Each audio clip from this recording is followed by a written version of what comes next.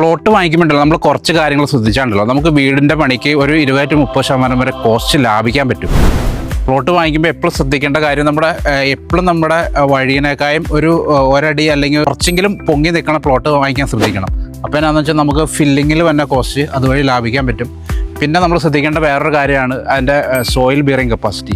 നല്ല soil bearing capacity ഉള്ള മണ്ണാണെങ്കിൽ ഉണ്ടെങ്കിലോ നമുക്ക് ഫൗണ്ടേഷനിലൊക്കെ നമുക്ക് എസ്പെഷ്യലി നമുക്ക് കോസ്റ്റ് ലാഭിക്കാൻ പറ്റും. പിന്നെ ശ്രദ്ധിക്കേണ്ട വേറൊരു കാര്യമാണ് ഇതിൻ്റെ വഴി. നമുക്ക് ചെറിയ പ്ലോട്ട് എസ്പെഷ്യലി 5 സെൻറ്റൊക്കെ തന്നെ ചെറിയ പ്ലോട്ടാണെങ്കിൽ ഉണ്ടല്ലോ വഴി മാക്സിമം ഒരു സൈഡിൽ നിന്നുള്ളതാവുമായിരിക്കും ഏറ്റവും ഉചിതമായിട്ട് വരുന്നത്. അല്ലെങ്കിൽ നമുക്ക് 2 സൈഡിൽ നിന്നും സെറ്റ് ബാക്കുകൾ വിടേണ്ടി വരും. അതുപോലെ നമ്മൾ ശ്രദ്ധിക്കേണ്ട വേറൊരു കാര്യമാണ് ആക്സിൻ്റെ വിഡ്ത്ത്.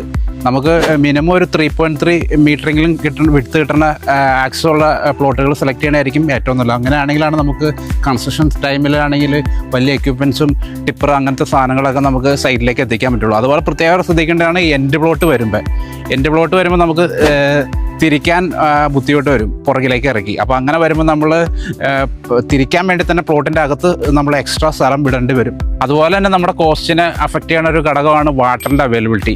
നമുക്ക് നല്ല ഈസിലി ഗ്രൗണ്ട് വാട്ടർ അവൈലബിൾ ആയിട്ടുള്ള സ്ഥലമാണെന്നുണ്ടെങ്കിൽ വെല്ലിലും അല്ലെങ്കിൽ ബോർവെല്ലൊക്കെ നമ്മൾ എടുക്കുമ്പോൾ നമുക്ക് വലിയ കോസ്റ്റുകൾ വരില്ല. അങ്ങനെ നമുക്ക് ബഡ്ജറ്റിങ്ങിൽ കുറവ് വരുത്താൻ പറ്റും. വേറെ കുറച്ച് കാര്യങ്ങളോട് നമുക്ക് ഇതിൽ വരുന്നുണ്ട്, അത് പാർട്ട് ബി ആയിട്ട് പറയാം.